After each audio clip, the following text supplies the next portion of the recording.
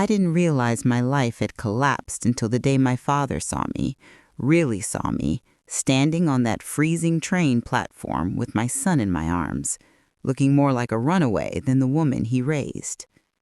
And the worst part? He recognized the terror in my eyes before I could even speak. I heard my name before I saw him. Amara? Baby, is that you? I turned and my heart stopped. My father, Malcolm Hayes, stood a few feet away, staring at me like he was witnessing a crime scene. His eyes swept over my ripped coat, my boots peeling at the seams, and Miles wrapped in a snowsuit 2 sizes too small. I tried to smile, but my mouth trembled. Dad, hey. He stepped closer, voice low and confused. What are you doing at the metro station, and where's your car, the one I gave you last year? I swallowed hard. I sold it. His face tightened. For what, Amara? And why haven't you been answering my calls? You look exhausted. Where's Zaire? That name alone made my chest seize. For 2 months, I had pretended everything was fine. 2 months of handing over my paycheck, 2 months of threats disguised as advice, 2 months of fearing that if I said a word, just one word, my son would be taken from me. Dad, can we talk somewhere private? He didn't hesitate. He ushered us into a small cafe across the street. Miles got a cookie and juice. My father sat across from me, gripping my hands, the way he did when I was little and scraped my knee. Tell me everything, he said. Don't leave out a thing. So I did. I told him about Zaire's mother, Lorraine, how she slowly went from helpful grandma to a woman obsessed with controlling every decision, how she learned the downtown condo was in my name, a gift from my grandmother, and demanded I sign it over for my son's future. I refused. That's when hell began. I told him about the vandalism outside his own house the night he was knocked down by masked men. I told him how Lorraine came to my place the next morning, sipping tea while casually saying, "These streets are dangerous, especially for older folks. Next time could be worse." My father's knuckles turned white on the table. I told him about the doctored video of me, stitched together to make me look abusive, about the forged work documents, making it appear I'd stolen from my job. Lorraine said she would send everything to child services and the police if I didn't comply. They demanded my entire paycheck, my bank card, even my car. I lowered my face into my hands as everything poured out, 2 months of fear and humiliation crashing to the surface. When I finally looked up, my father's expression had changed. Cold, sharp, calculating.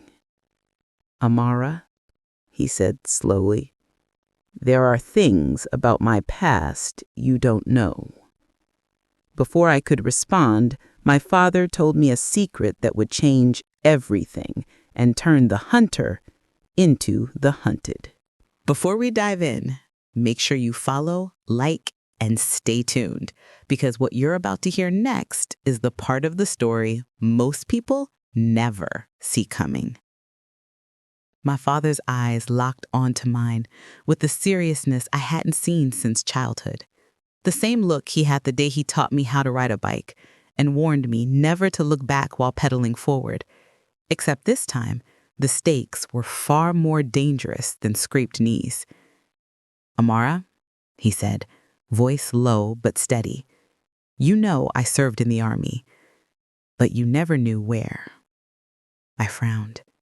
"You were logistics, right? Or communications?" He shook his head slowly. "No, sweetheart. I spent 20 years in covert operations. Intelligence. The kind of assignments they don't write down in files.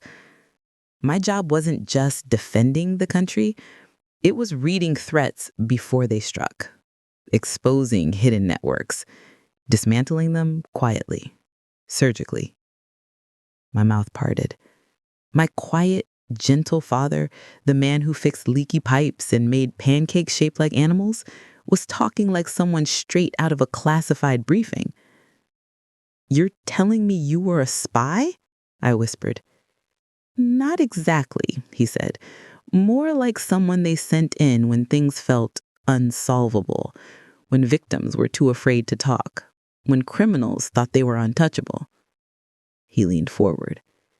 "And, sweetheart, your mother-in-law thinks she's dealing with a fragile girl who has no one. She has no idea she's just threatened the wrong family." A shiver crawled up my spine. He continued, calm and controlled. "When those men jumped me outside my house, I knew right away it wasn't random. There were indicators: the style of attack, the angle they approached from, how they retreated. Sloppy, but deliberate. Once you told me the rest of what happened, it confirmed what I suspected." I blinked rapidly. "Suspected?" He said, "Lorraine is running a small-scale coercion operation. Nothing sophisticated, but dangerous because she has no conscience. She relies on fear, silence, isolation. It's the oldest tactic in the book and the easiest to dismantle." My heart hammered. "What are you going to do?" He exhaled slowly, like a man stepping into familiar boots. "I'm going to end this. But we have to be smarter than them. We can't confront, can't report, can't panic. Not yet." I swallowed. "What do you need from me?" "You must keep acting exactly as you've been acting. Give them the money. Play the role they expect. Do not change your behavior in any way. If they suspect you talk to me, they'll accelerate their plan or disappear." Disappear. The word hit like ice. "How long will this take?" "A few weeks, maybe a month. I need to gather evidence, analyze their movements, map out their pressure points. Lorraine thinks she's running the show, but she's predictable. She makes emotional decisions. That's exploitable." He pulled out his phone and installed an encrypted messaging app on mine, explaining how messages would auto-erase, leaving no trace. "I'll reach out only when necessary. You do not text me first. You do not call. And whatever you feel, fear, anger, frustration, do not let it show around Zaire or his mother." I nodded, trembling. He squeezed my hand. "I promise you, you and Miles will come out of this safe, but you need to trust me completely." I looked at my father, calm, controlled, unshakable. For the first time in months, a spark of hope flickered inside me. "I trust you." But what I didn't know then was that my father's plan was about to pull in people from his past, people trained for a different kind of battle. And Lorraine had no idea the storm heading her way. My father left the cafe with a calmness that didn't match the storm he was about to unleash. I watched him walk away, shoulders squared, steps steady, like a man slipping back into an old uniform he never truly stopped wearing. That same evening, while I put Miles to bed, he began building the kind of operation Lorraine could never imagine existed outside movies. He pulled an old leather notebook from a drawer, the kind I hadn't seen since I was a child, and began writing down names, connections, and timelines. Page after page, filled with a precision that made my stomach twist. I realized then my father wasn't bluffing, exaggerating, or reliving old memories. He was planning something big. By midnight, he was on the phone with someone he hadn't spoken to in years. "Solomon," he said, voice firm, "it's Malcolm. I have a situation. I need surveillance, tech support, and someone who can operate quietly. Nothing official." A pause, then a deep voice answered, Tell me when and where. Call after call followed, each one shorter, sharper. By the next morning, my father had assembled 4 people, old colleagues, retired intelligence personnel, and former specialists who owed him favors. People who had once worked in shadows and didn't mind stepping back into them for the right cause. Person 1, Theo, tech and audio specialist. Person 2, Andre, surveillance and tailing expert. Person 3, Lark, forensic analyst with a near photographic memory. Person 4, Marcus, ex-detective still plugged in to local law enforcement. They met in an apartment my father rented under a temporary alias. To most people, it would have looked like a group of old friends catching up over coffee, but the equipment on the table told a different story.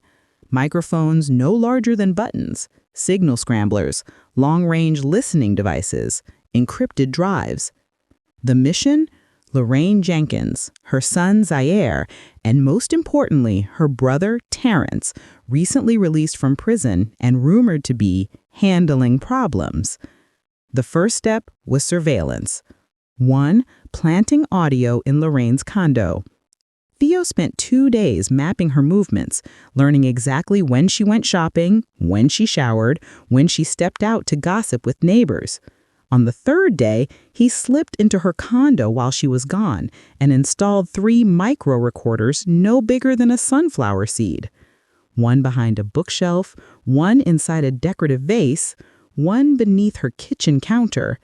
They transmitted to a receiver set up in the apartment next door, the one my father had quietly rented.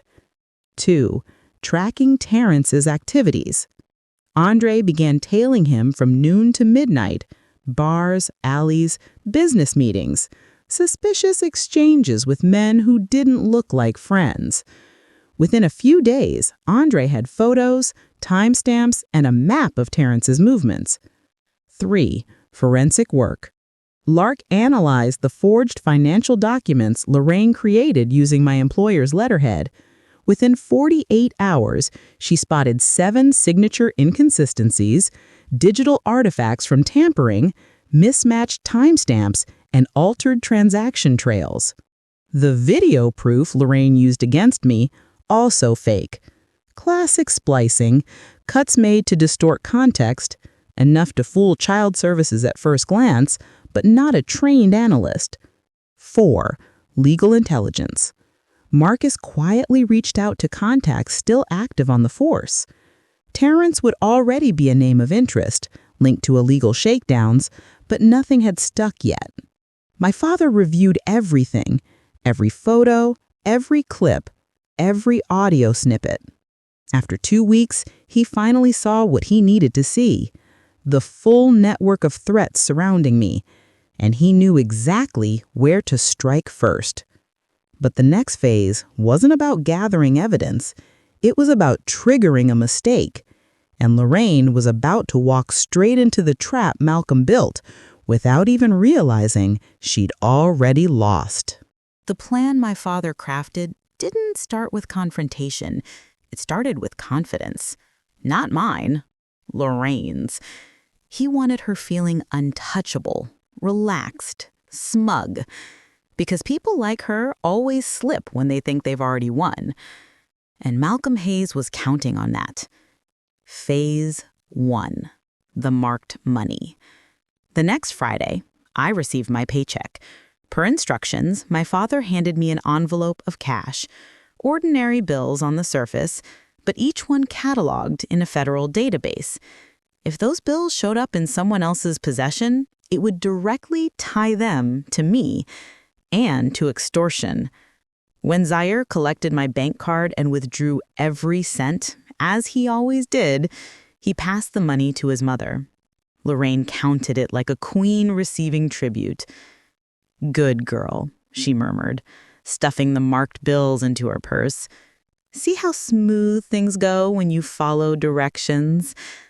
I kept my eyes down, exactly as instructed. Inside, every word made my skin crawl. But outside, I played the role perfectly. Small, broken, obedient. She bought the act. 3 days later, the first domino fell. Phase 2, Malcolm's heart attack. My father checked into the hospital under a real doctor, a real diagnosis, and a very real-looking medical file. Not an actual heart attack, but close enough to fool Lorraine and anyone she whispered to. She heard the news fast. Too fast. Zaire called her frantic, saying his father-in-law was in a hospital bed with failing vitals. Lorraine's reaction? A long exhale of relief. "Well," she said coldly, "one less complication. Shame it didn't happen sooner."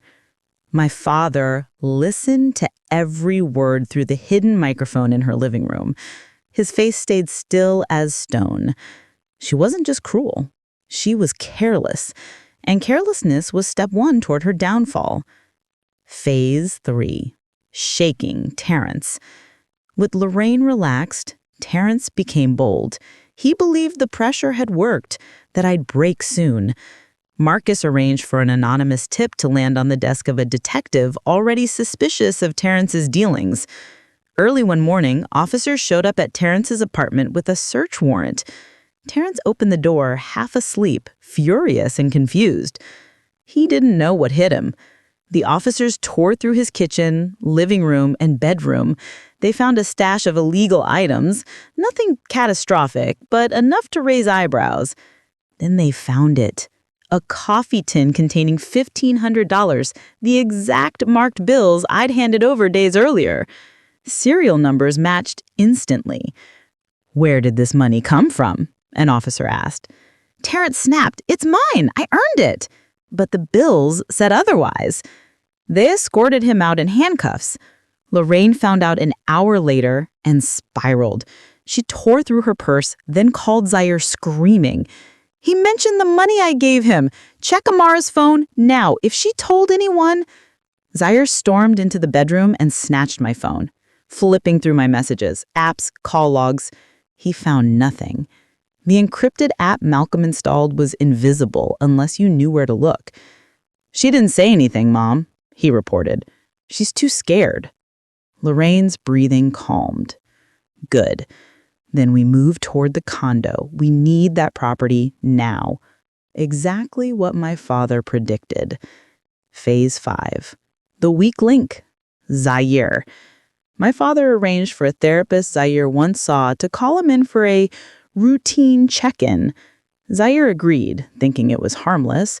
But when he walked into the coffee shop and saw my father sitting there, alive, alert, not dying, he froze. What are you doing here?" My father motioned for him to sit. He said, "We need to talk, and I'm going to tell you everything your mother never wanted you to know."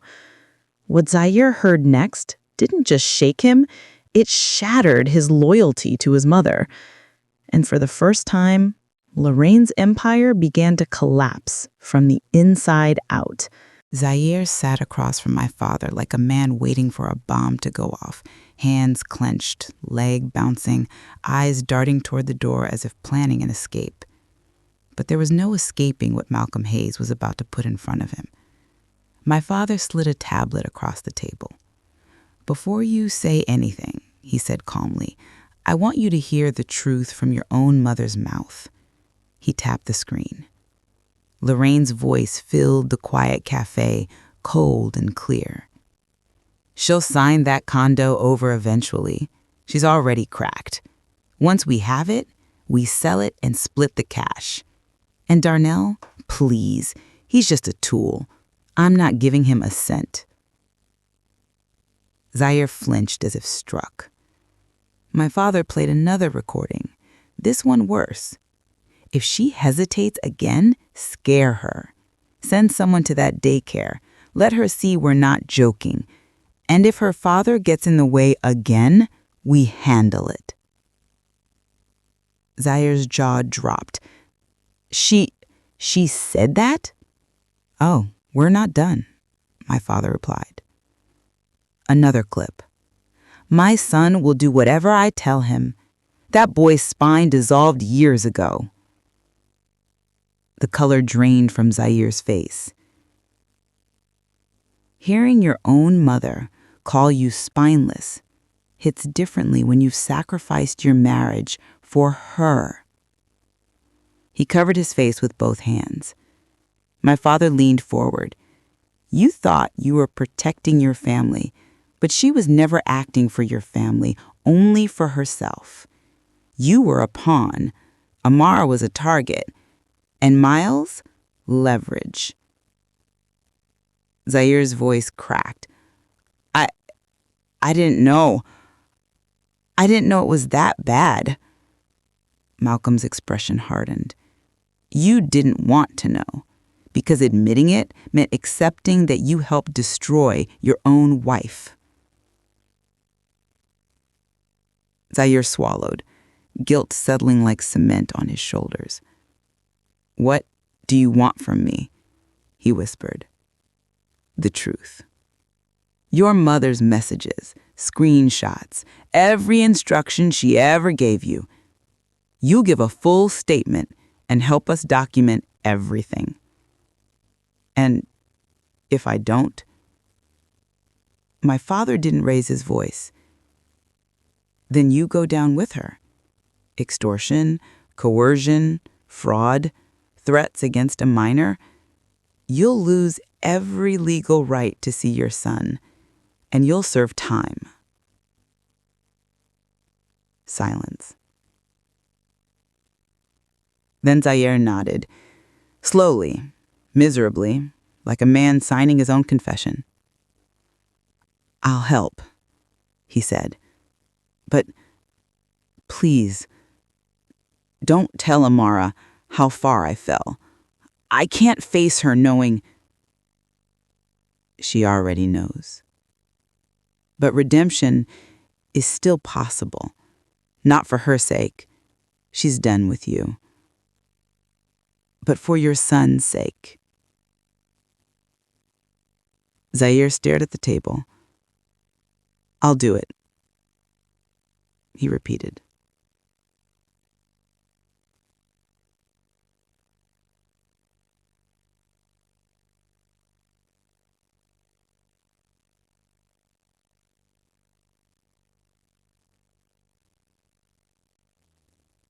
That night, he handed over everything. Months of messages from Lorraine, screenshots of threats, recordings she'd sent to him, lists of tasks she had assigned him, her plans for the condo, and evidence she was funneling money to Terrence. It was the missing puzzle piece, the crack in the armor Lorraine could never predict, and my father knew exactly how to use it. With Zaire switched over, my father finally had the insider access he needed, but the next move had to be flawless, because Lorraine was about to push harder than ever, and her final mistake was coming. With Zaire's cooperation secured, my father's operation shifted from gathering information to preparing the strike. But before he could tighten the net, Lorraine made her boldest and most reckless move yet. Terrence's arrest had shaken her, but she was far from giving up. If anything, it only deepened her desperation, and desperate people become dangerous. The push for the condo. The day after Zaire met with my father, Lorraine called him with the fury that crackled through the phone. Your brother is in custody. We need money for his lawyer. That condo has to be signed over now. No more excuses. Zaire, sticking to the script my father gave him, said calmly, I'll talk to Amara. I think she's close to giving in. Lorraine hissed, Make her. I don't care how. Tell her we'll go to the daycare again. Tell her CPS will get the video. Tell her, Bomb, Zaire interrupted, playing the part perfectly. She's exhausted. She won't last much longer. Lorraine exhaled sharply, buying every word. Good. Then tomorrow tell her she's signing this week. I'll arrange everything. My father listened to the entire call through the bug in her condo. He didn't smile, but there was a shift in his posture. Predatory, precise. Lorraine had walked herself into a corner. The performance I had to give. That evening, when Zaire returned home, I began my role. I sat at the kitchen table, hands trembling, eyes swollen as if I'd been crying for hours. I'd practiced in the bathroom mirror for 10 minutes. The exhaustion wasn't hard to fake. I genuinely felt it every day. When he walked in, I whispered, "I can't live like this anymore." He froze, guilt flickering across his face. "I'll sign the condo over," I said hollowly. "Just tell your mother. Tell her I give up." Even though he knew the truth, that this was all a setup, Zaire still looked devastated. That was when I realized he was genuinely seeing the damage he helped cause for the first time. He stepped onto the balcony to call Lorraine. "She's ready," he told her. And just as expected, Lorraine erupted in triumphant laughter. "I knew it," she screeched. "That girl finally learned her place. Set the meeting for 2 days from now and tell her to bring the original deed. We're ending this." When Zaire returned inside, he didn't meet my eyes. He just nodded stiffly and muttered, "It'll be over soon." He wasn't wrong. The finish line. Minutes later, I received a message on the encrypted app. "From Dad, it's time. Set the meeting at the attorney's office. I'll handle the rest. Do not be afraid. The final stage begins now." My whole body shook. 2 months of fear, 2 months of threats, 2 months of living like prey. And now the trap was closing on them. All I had to do was walk into that office, sign nothing, and let the storm my father created hit the people who thought they owned me. I deleted the message, inhaled deeply, and steadied myself. In 48 hours, everything would change. But none of us were prepared for the twist at the attorney's office the moment Lorraine walked straight into a legal ambush she never saw coming. 2 days later, the air felt heavier than usual, like the world was holding its breath. I woke early, barely able to swallow breakfast as I packed the original condo deed into a folder. My hands wouldn't stop shaking. Miles asked if I was sick. I told him I was just tired. Zaire drove us to the meeting. He was gripping the steering wheel so tightly, his knuckles were white. Neither of us spoke. At 1:55 p.m., we pulled up to the attorney's building. Lorraine was already there, waiting outside with a wide, predatory smile. Beside her stood a man built like a brick wall. Shaved head, scar across his cheek, thick arms folded with practiced intimidation. "This is Leon," she announced, as if introducing a bodyguard was normal. "He's here to make sure we don't have complications." Leon didn't speak. He didn't need to. His presence was a threat all on its own. "Come on," Lorraine chirped. "Let's get this done." She thought she was minutes away from victory. The attorney's office. Ms. Vale, the real estate attorney my father coordinated with, greeted us with a polite smile. Her office was neat, bright, lined with thick legal books. A camera in the corner recorded everything, not that Lorraine noticed. "Please, have a seat," Ms. Vale said. Lorraine sat tall, oozing arrogance. I sat small, quiet, keeping my gaze down just as I'd been instructed. Ms. Vale began with routine questions. "Amara, do you understand that transferring this property removes all ownership rights you currently hold?" "Yes," I whispered. "And is this transfer being made voluntarily?" Before I could answer, Lorraine cut in loudly. "Of course it's voluntary. She wants her son to have stability." "I asked Amara," the attorney said firmly. The room tightened. Leon shifted his weight, staring at me like a silent warning. I forced the words out. I want to do this." Ms. Vale's expression didn't change, but she wrote something down, a signal. She continued reviewing the documents. Lorraine tapped her nails impatiently. "Is all this really necessary?" Lorraine snapped. "Just prepare the transfer." "I must ensure everything is lawful," Miss Vale replied evenly. Then came the final part. Amara, I need you to sign here. My hand shook as I lifted the pen. I made one signature, then another, but when I reached the third line, I froze. Lorraine leaned in, voice sharp. Sign it, Amara. Her glare pierced me. Leon moved half a step forward. Ms. Vale stepped in. Ma'am, please do not approach the client. Lorraine scoffed. She's being dramatic. She knows what happens if she doesn't. She stopped. Too late. The ambush. The office door burst open. 3 investigators entered, followed by 2 uniformed officers and the detective Marcus had coordinated with. Lorraine Jenkins, the detective said, flashing his badge, you are under arrest for coercion, extortion, document fraud, and conspiracy. For a moment, Lorraine simply stared, mouth open, breath caught. Then she erupted. What? What? You can't do this. She agreed. She signed.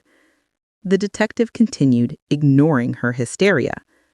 Leon Porter, you are under arrest for intimidation and involvement in coercive practices. Leon tried to bolt, but was pinned in seconds. Lorraine turned to Zaire, desperate. Say something. Tell them she wanted to sign. Zaire stood still, eyes hollow.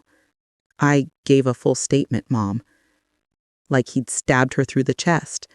No. No, Darnell. No, you didn't. Her voice cracked as the officers cuffed her hands behind her back. Terrified. Defeated. Finished. The end of the meeting. As they led her away, she screamed, Amara, this is your fault. You'll regret this. You... The door shut. Silence flooded the room. I felt my knees wobble. Miss Vale touched my arm gently. It's over now.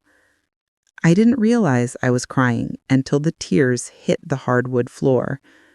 But the courthouse wasn't done with Lorraine yet, because the evidence my father collected was about to expose even darker truths, ones that shocked the entire investigation.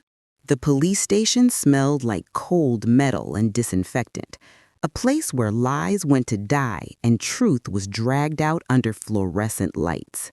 Lorraine was escorted into an interrogation room, screaming about lawyers, conspiracies, and how everyone would pay for embarrassing her. But the moment the door closed, the mask slipped. Her eyes darted around, her breathing sharpened, her confidence cracked. She'd finally realized she wasn't in control anymore.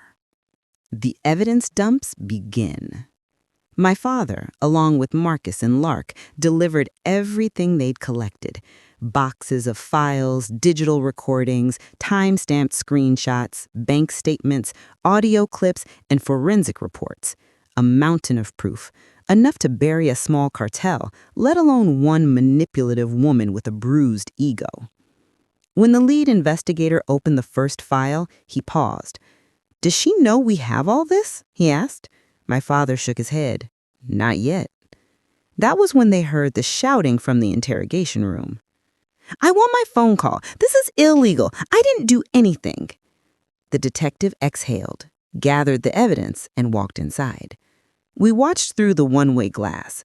Lorraine sat with her arms crossed, attempting superiority, but her leg bounced uncontrollably. She was rattled. Good. She should have been. The detective placed a folder on the table. Before we begin, Miss Jenkins, I need to inform you that we have substantial evidence of coercion, financial manipulation, and intimidation. She smirked. You mean hearsay. None of you can prove anything. He slid the first audio transcript toward her. Her face went pale. This is fake, she stammered. Edited. You can't use this. The detective didn't respond. He simply placed another sheet down, then another, and another.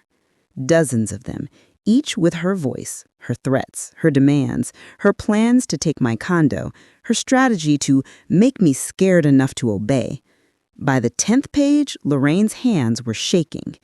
This is taken out of context, she whispered. Then let's add context, the detective said calmly, pressing a button on the speaker. Lorraine's own voice filled the room. Terrence will scare her just enough. Not too much, just enough. If her father gets involved again, I don't care what happens to him. She froze, dead still. No, that was not... But the detective wasn't done. He pulled out the marked money recovered from Terrence's apartment, serial numbers highlighted.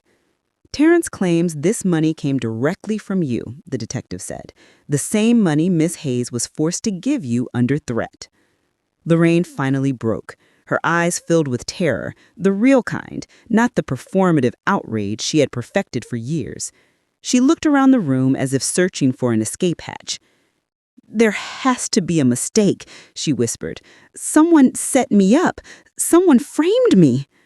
The detective leaned back. Your son also provided us with his messages from you. They corroborate every piece of evidence we've received. That hit her harder than anything. Darnell? She croaked. No, he wouldn't. But he did. And we all watched her crumble. The shocking discovery. Then Lark delivered the final blow. A USB drive, encrypted, hidden inside one of Lorraine's decorative boxes. When decoded, its contents stunned even the investigators. Lorraine had been blackmailing other people, too. Neighbors, co-workers, even a distant relative. Not for property, but for money, favors, and influence. A small web of manipulation she'd been running for years. The detective turned to my father. This is no longer just extortion against your daughter. This is organized coercion across multiple individuals. She's going away for a long time. My father nodded quietly. Lorraine sank back in her chair, defeated. For the first time, she understood. There was no talking her way out, no threatening her way out, no lying her way out. Her empire of manipulation had collapsed in one afternoon. But while Lorraine faced the consequences, Terrence wasn't finished, and the retaliation he attempted next put all of us in danger. Lorraine's arrest should have been the end of the nightmare. But predators rarely go quietly, and in our case, the most dangerous one was still roaming free. Terrence. He'd been released on bail pending formal charges, and the moment he stepped out of the holding cell, he was boiling with rage. Rage aimed directly at me, my father, and anyone tied to the collapse of Lorraine's plans. The phone call. It started with a voicemail. A blocked number, a rough voice, a message meant to terrify. You and your daddy think you're smart. You think putting Lorraine away fixes something. I'll fix you. Watch your back, girl. My stomach dropped. I played it again, hoping I'd misheard. Nope. It was a threat. A real one. I sent the recording to my father through the encrypted app. 2 minutes later, he replied, "Pack a bag. Leave the house. Now." When my father said now, he meant it. The escape plan. Within 20 minutes, he was at my door with a rental car, not his own, not registered to him, clean and untraceable. He grabbed Miles, buckled him into the back seat, and drove us across the city in total silence. We arrived at a small, nearly empty townhouse complex, one of those temporary rentals companies used for traveling employees, safe, anonymous, and perfect for hiding. Thea was already there setting up motion sensors and cameras. Marcus was scanning police chatter on his tablet. Lark sorted through a folder of Terrence's known associates. My father didn't waste time. He made a threat. He'll act on it. Terrence isn't strategic. He's impulsive, which means he'll slip. Theo added, "We'll track his phone. He's too angry to turn it off." "And when he comes," I whispered. My father met my eyes. "He won't reach you." Meanwhile, Terrence was spiraling. Security footage later revealed him stomping around Lorraine's apartment complex, shouting into his phone, demanding answers from people who didn't want to be involved anymore. He blamed me, then he blamed Zaire, then he blamed my father. But anger makes you reckless. Terrence drove straight to my old condo, thinking I was still living there. He pounded on the door so hard neighbors called the police. When no one answered, he kicked it. Twice, 3 times. The frame splintered. He stormed inside, ripping through rooms, shouting curses, overturning chairs and smashing a lamp, but the place was empty. I'd moved out weeks earlier. The police arrived 10 minutes later. Terrence fled before they could enter, leaving behind a destroyed doorway and a very clear sign. He'd come looking for me, and he wasn't done. The mistake that saved us. Running made him sloppy. Marcus tracked his phone pinging at a gas station near the highway, a known meetup spot for petty criminals. My father's team moved fast, collecting video footage from nearby cameras. What they found stunned all of us. Terrence wasn't just ranting about revenge. He was meeting with 2 men I'd never seen before, hard-faced, quiet, clearly familiar with violence. One of them handed him something wrapped in cloth. A weapon. Terrence unwrapped it and nodded. And that was the moment everything changed. My father stood up slowly, jaw tight. "He's escalating," he said. "We stop this tonight." I felt my pulse in my throat. "What do we do?" His eyes hardened. We turned Terrence's aggression against him. But the trap my father set for Terrence would backfire in a way none of us expected. And the night that followed would become the most dangerous moment of my life. The moment my father said, "We stop this tonight," the air in the townhouse shifted. Everyone on his team went from tense to tactical, quiet, focused, moving with purpose. I could feel the gravity of what was coming, even though they tried to shield me from most of the details. Terrence wasn't just angry anymore. He was armed, unpredictable, and on the hunt. My father knew we couldn't wait for him to strike first. The bait. The plan was simple, but dangerous. Terrence believed I was still living at my old condo. He'd already broken in once. My father predicted he'd return, especially now that he had a weapon and a bruised ego. Marcus suggested using the condo as a trap. "We rig it with cameras," he said. "We let him come, let him break the law on record. Weapon possession, breaking and entering, intent to harm. We'll have it all on tape." My heart pounded. But what if he finds out I'm not there? What if he realizes it's a setup? My father shook his head. He won't. He's too angry to think. Theo spent the next hour placing surveillance equipment throughout the condo. Microcams and vents, corner detectors, audio feeds. Everything streamed directly to the safe house. When he finished, my father sent a single text from a burner phone to Terrence. "You want her? She's here. Alone." No name, no details, just enough fuel for Terrence's rage. He took the bait in less than 3 minutes. Waiting for impact. Back at the safe house, the atmosphere was thick with tension. The monitors showed the empty condo from every angle.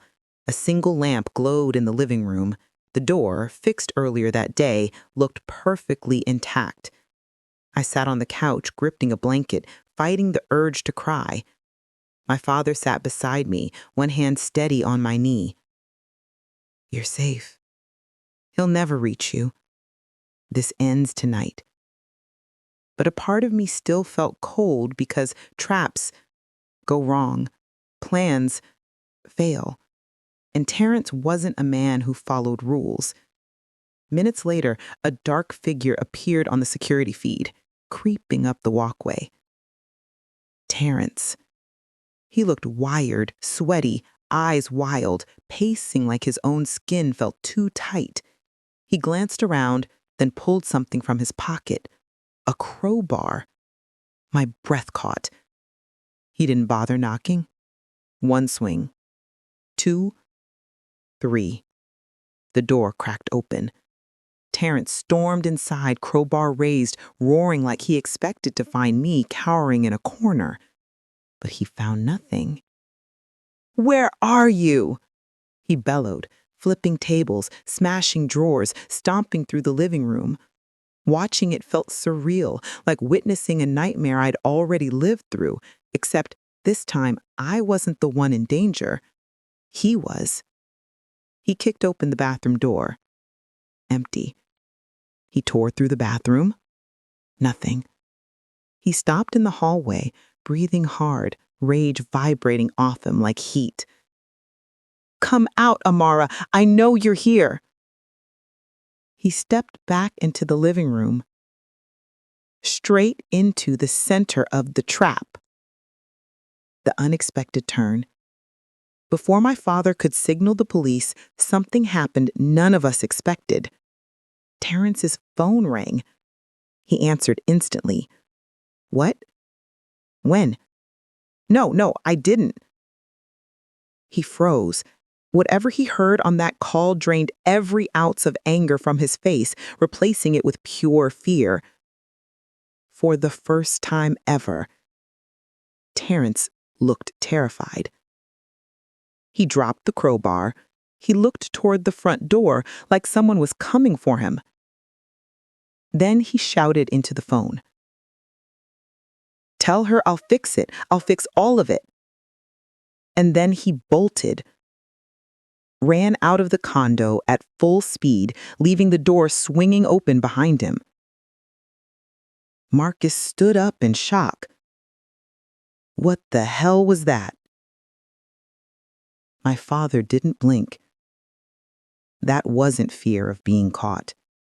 That was fear of someone far worse. I swallowed. Who would he be afraid of? My father's jaw clenched. That's what we're about to find out.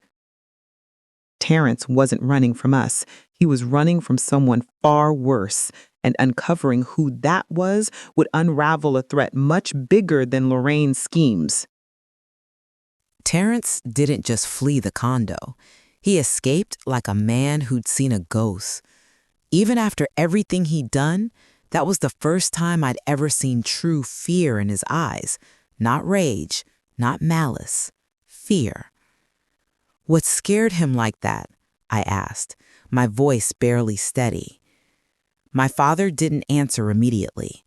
He was already reviewing the audio feed, rewinding the moment Terrence answered the mysterious call. Theo enhanced the audio, filtering out background noise. We listened. A female voice, cold, sharp, unmistakable even through the static. Lorraine. But not from jail. She shouldn't have had access to a phone. She shouldn't have been able to contact anyone. She shouldn't have been able to threaten anyone. Yet her voice came through crystal clear. Terrence. They found more, much more. I need you to fix this. If you don't, you know what happens. Terrence's reply was frantic. But I'm trying. I swear out. The call cut off. My father stared at the screen, expression darkening. He wasn't a normal call, he murmured. Someone inside the jail is helping her. Or she's using a contraband phone connected to someone outside. Lark added quietly, someone with power. Someone who owes her or fears her.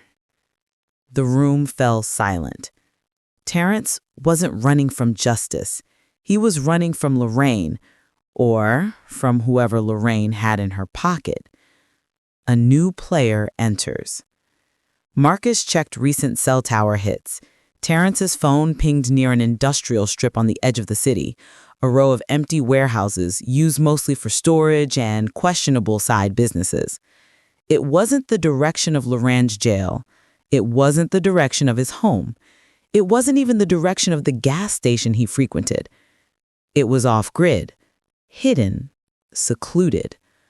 My father stood. We follow him. My heart jumped. Dad, no! If he has a weapon, if he's meeting someone dangerous. That's exactly why we go. Terrence is terrified, desperate, and sloppy. Whoever he's running to, they're the real threat, not him. Theo packed gear. Marcus grabbed a badge and legal clearance papers, just in case. Lark loaded the surveillance van. I expected my father to tell me to stay behind, but instead, he turned to me with eyes steady as steel. Amara, you're staying here with Zaire and Miles. The team and I will handle this. Relief washed over me. I nodded hard. Yes, please just be careful. He brushed a hand against my arm, just a moment of fatherly reassurance. I always am. The follow. Terrence's car was easy to track. His driving was erratic, weaving through traffic, speeding, nearly clipping the median twice. He was acting like a man trying to outrun consequences that wouldn't just land him in jail, consequences that could land him in a grave. Through the surveillance van's live stream, we watched him pull into a massive, abandoned warehouse lot. Zoom in, my father instructed. Theo tightened the camera feed. A second car was already parked there, sleek, black, with tinted windows. Not the kind of car you'd expect near a rundown building. Terrence got out, pacing, rubbing his hands over his shaved scalp like he was trying to hold himself together. The door of the black car opened. A man stepped out. Tall, well-dressed, calm. Not a thug, not a petty criminal. Someone with authority. My father exhaled sharply. That's him. Who? Marcus asked. My father's jaw locked. Richmond Hale. I didn't know the name, but the way the team froze told me everything. Marcus whispered, But Hale hasn't been active in years. Theo added, I thought he disappeared after the fraud indictment. My father shook his head. He didn't disappear. He just went underground. And Lorraine, she's been working with him? No, Lark corrected softly. More likely for him. The meetings of monsters. On the screen, Richmond Hale walked toward Terrence with a calculated calm that made my skin crawl. Terrence stammered something. Hale didn't even raise his voice. He grabbed Terrence by the collar, leaned in, and whispered something directly into his ear. Terrence went pale. Then he dropped to his knees. He was begging. I felt sick. Terrence, the man who terrorized me, who broke into my home, now looked like a terrified child. My father leaned closer to the screen. He's not just in danger, he said quietly. He's owned. And if Lorraine was connected to Richmond Hale, then our fight wasn't over. It was only beginning. Because this man didn't use threats to control people. He used consequences. Richmond Hale. A name I didn't know, yet everyone on my father's team reacted like a ghost had crawled out of the past. The warehouse feed glowed on the monitor, showing Terrence kneeling in the dirt like a man being judged by something far darker than the law. I swallowed hard. Who is he? My father didn't take his eyes off the screen. Hale used to run a covert financial syndicate, he said. Money laundering, extortion rings, high-level blackmail, clean suits, clean hands, dirty everything else. Lark added quietly, he controlled people without ever touching them. One threat and they folded.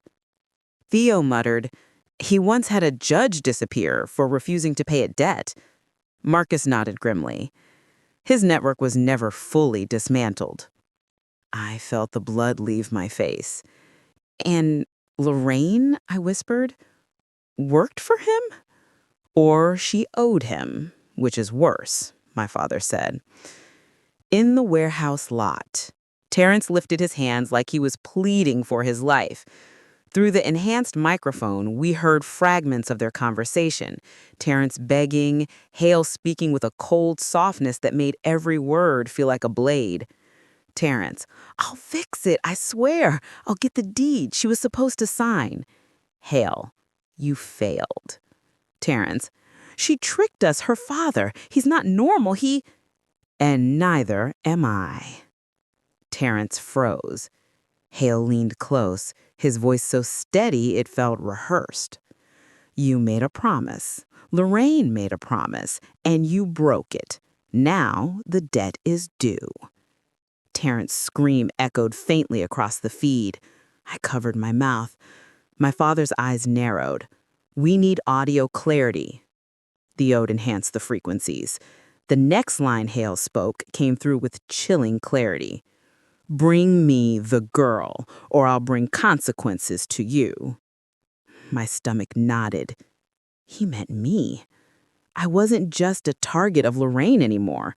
I was a target of a man far more powerful. The dangerous shift. Terrence collapsed on the dirt. I can't. They have evidence. She's protected. Her father, he's not normal. And neither am I. Hale crouched with eerie patience.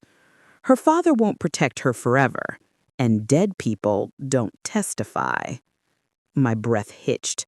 I felt like ice had replaced my blood. Marcus slammed his fist onto the table. We need to move now. But my father raised a hand, steady, controlled. Not yet. Malcolm, Marcus snapped. He's threatening Amara's life. My father's voice didn't rise. We can't intervene without leverage. If we step in now, Hale disappears, and he'll come back later when we're not watching. This man doesn't attack emotionally. He attacks strategically. I shivered. So what do we do? My father turned from the screen to me, a look both protective and resolute. It means Hale wants you delivered to him. My heart stopped. And we're going to let him believe that's exactly what's happening. Theo froze. Marcus swore under his breath. Lark shook her head. But my father continued, we're not putting Amara in danger. We're giving Hale a decoy, a setup, a recorded meeting he thinks he controls. And when he exposes himself, we end this for good. The team exchanged a look. Fear, disbelief, and trust all tangled together. My father turned back to the screen, watching Hale walk away from Terrence like he meant absolutely nothing. He thinks he's hunting my daughter, he said quietly. Then his expression hardened to steel. He has no idea he's walking into a battlefield I know better than anyone else. But creating a decoy wasn't the hardest part. The real danger came when Hale demanded a face-to-face meeting, and my father wasn't the one he wanted. The warehouse footage ended with Richmond Hale disappearing into the darkness like a shadow swallowing itself. Terrence stayed kneeling for almost 2 full minutes after Hale left, frozen, shaking, barely breathing, before scrambling back to his car and speeding off like a hunted animal. But the danger hadn't left with him. It had just shifted toward me. The message. It came at dawn. A text from an unknown number. No name, no greeting, just 4 words that made my blood run cold. We need to meet. My father snatched the phone from my hands the moment he saw my face. What did he say? He asked sharply. I showed him the message. His jaw clenched. Theo rushed over with his laptop. Trace it? Marcus leaned in. Already on it. Lark hovered behind them, arms folded tightly. Hale wouldn't message her directly unless he wanted something specific. My father looked at the screen again. This isn't Terrence. This is Hale. Theo confirmed it seconds later. Encrypted, masked through 2 offshore servers. Professional. Definitely Hale. Before any of us could respond, another message appeared. Come alone. Then, tonight. Then, or someone else pays. My hand shook violently.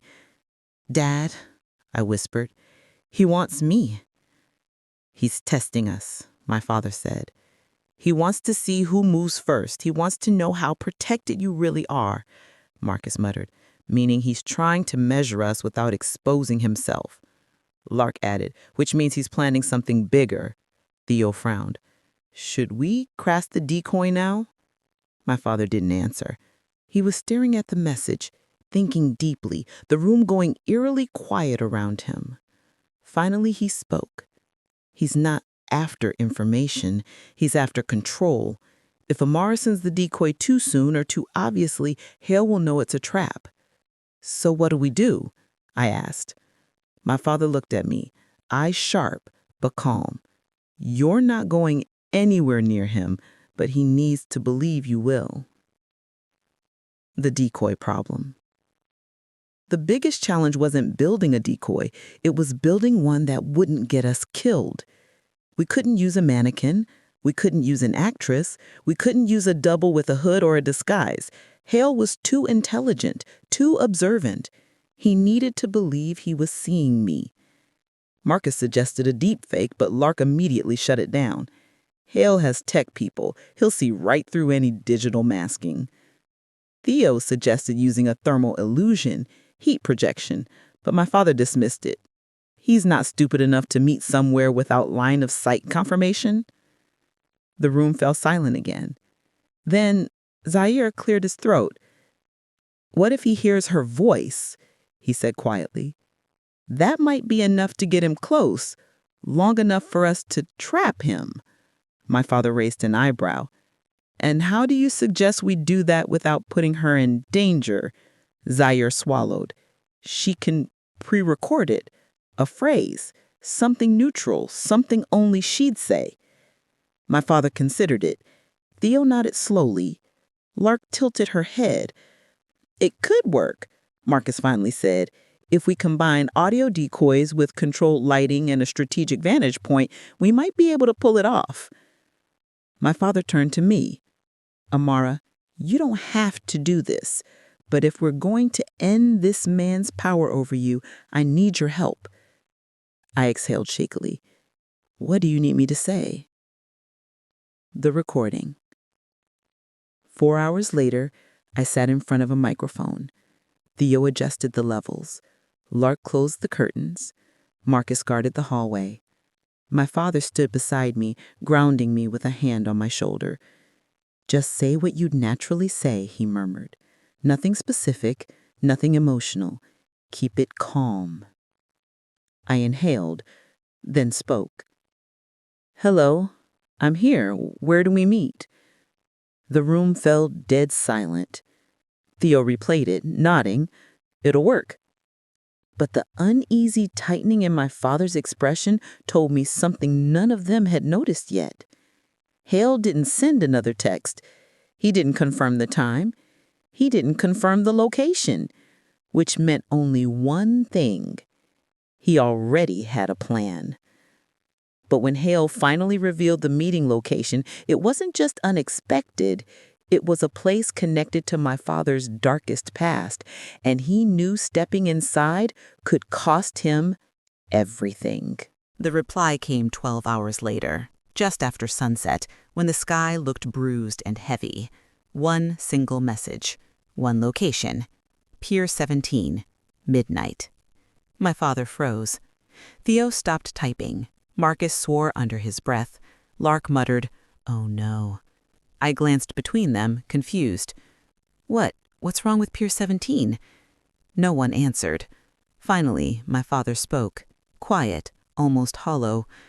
That pier was one of my old operation sites, back when I was deep undercover. My breath caught. He continued, It's where we ran stings against high-level traffickers, money launderers, and corrupt officials. Hale's syndicate used to run shipments through that area. It was one of the few places we successfully shut down. Theo added, Pier 17 was the last location where Hale lost something big. And now, Marcus said darkly, he wants payback. My father nodded. He's not testing Amara. He's testing me. A heavy silence filled the room. He wants a battlefield he knows, Lark said. He wants to walk Malcolm back into the past to remind him who he's fighting. Not just that, my father murmured. He wants to show he still controls the shadows, that he's untouched.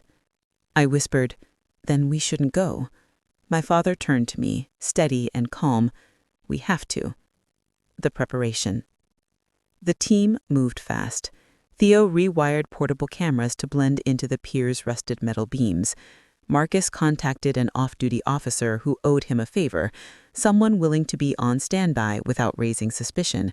Lark prepared a forensic kit in case evidence had to be collected on site. Zaire stayed with Miles, guarding the townhouse. But even with all the planning, the tension in the room didn't ease. Midnight meetings at abandoned piers were not good signs. Finally, my father laid out the plan. I'll go first, he said. You'll be positioned around the perimeter. Hale will expect to see Amara, but he'll see the decoy silhouette and hear her pre-recorded voice instead.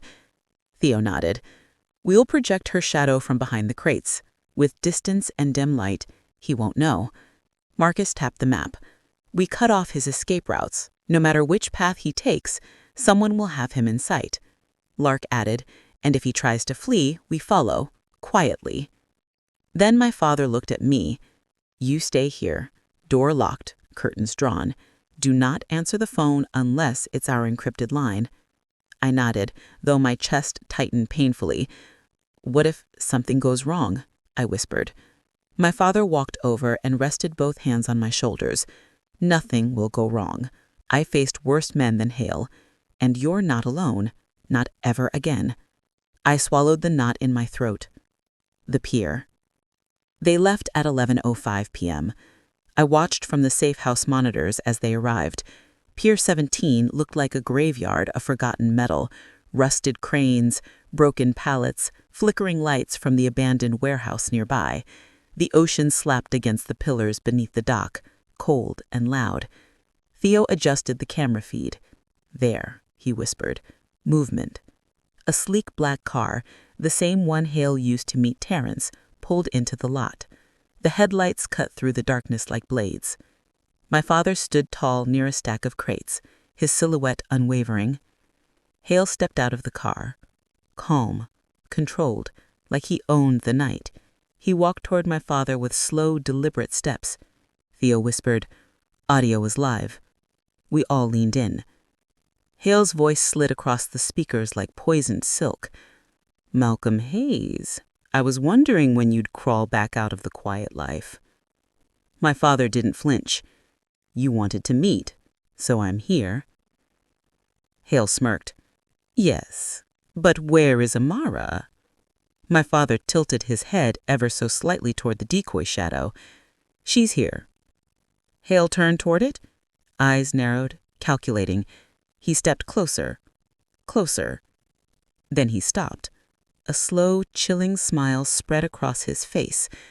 "You think I don't know a trap when I see one." My heart dropped.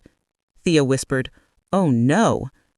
Hale lifted his hand, and that was when we realized he hadn't come alone.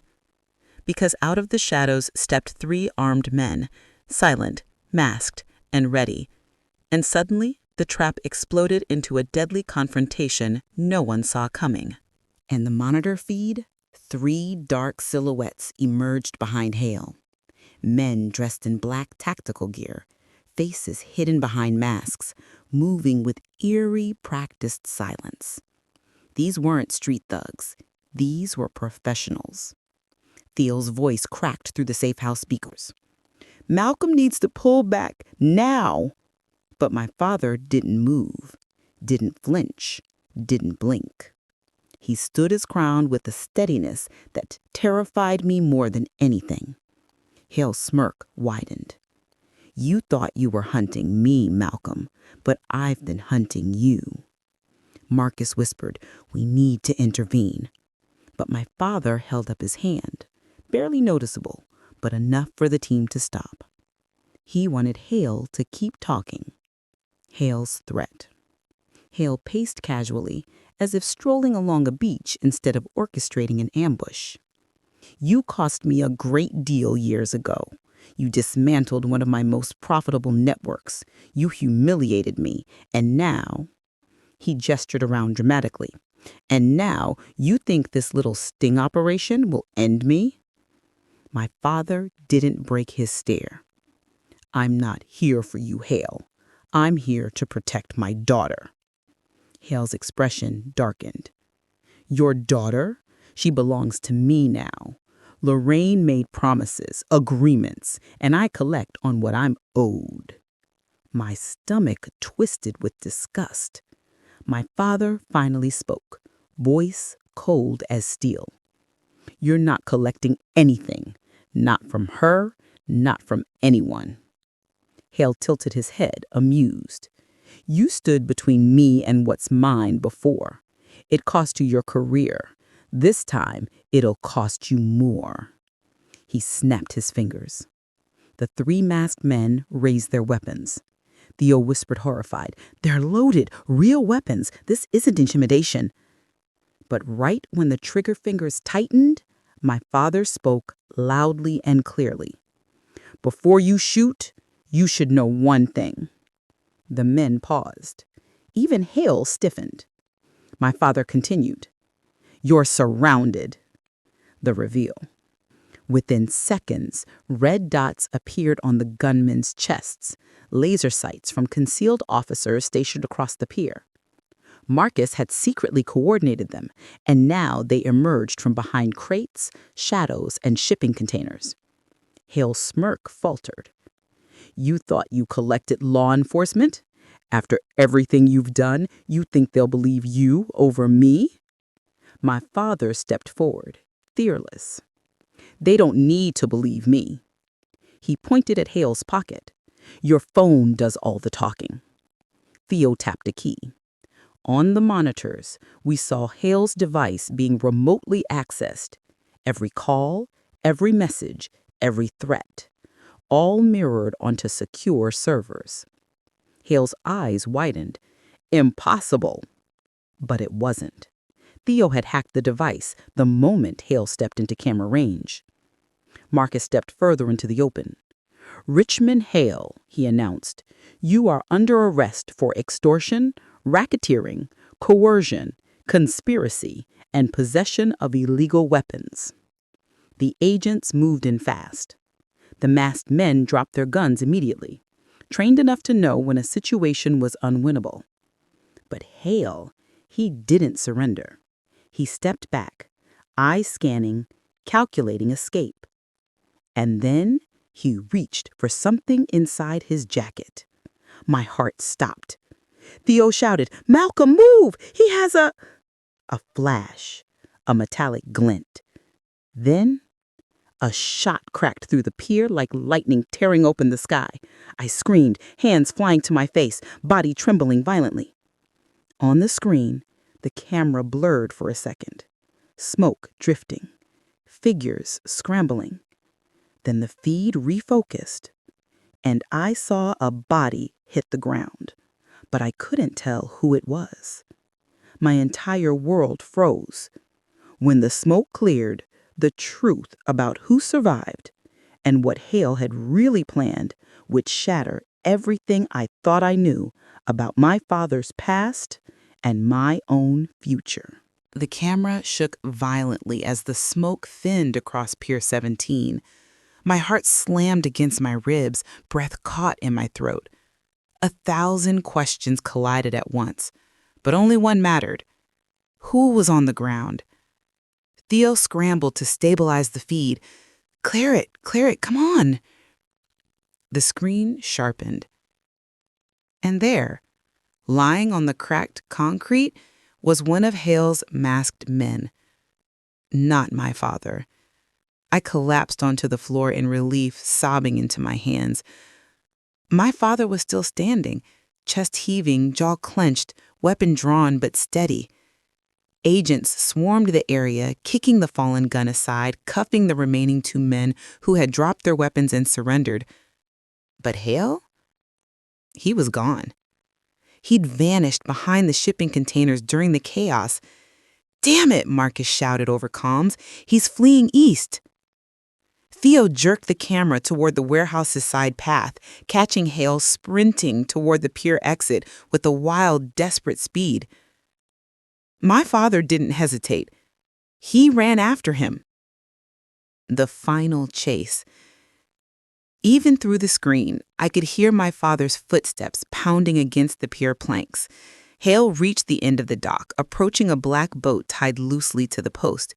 He untied the rope with frantic fingers. My father shouted, "Hale, it's over!" Hale turned, eyes burning with fury. "You think you've beaten me? You think one failed night matters? My network is bigger than you know." My father aimed his weapon with perfect precision. "Walk away from the boat, now." Hale laughed, a sharp, unhinged sound. "You can't stop me. You never could."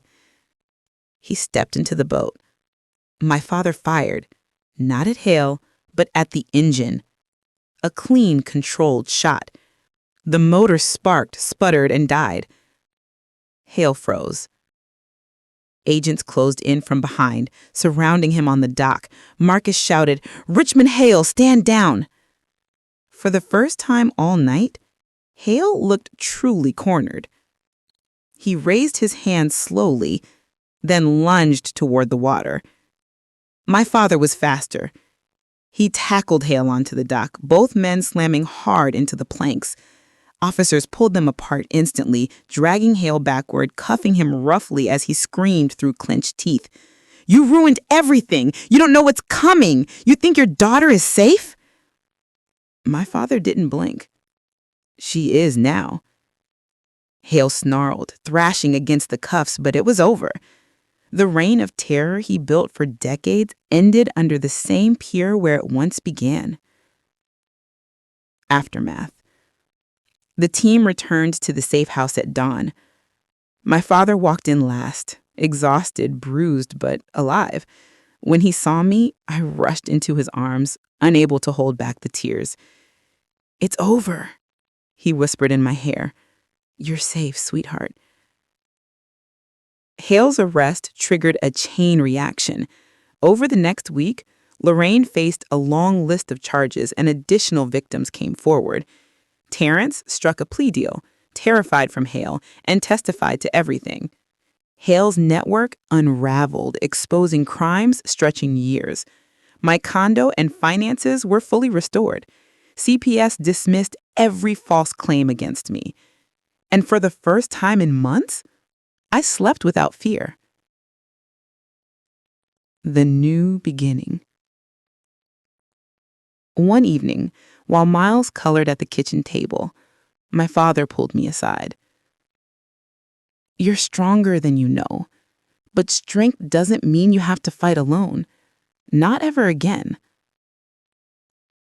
I nodded, feeling a peace I thought I'd never find.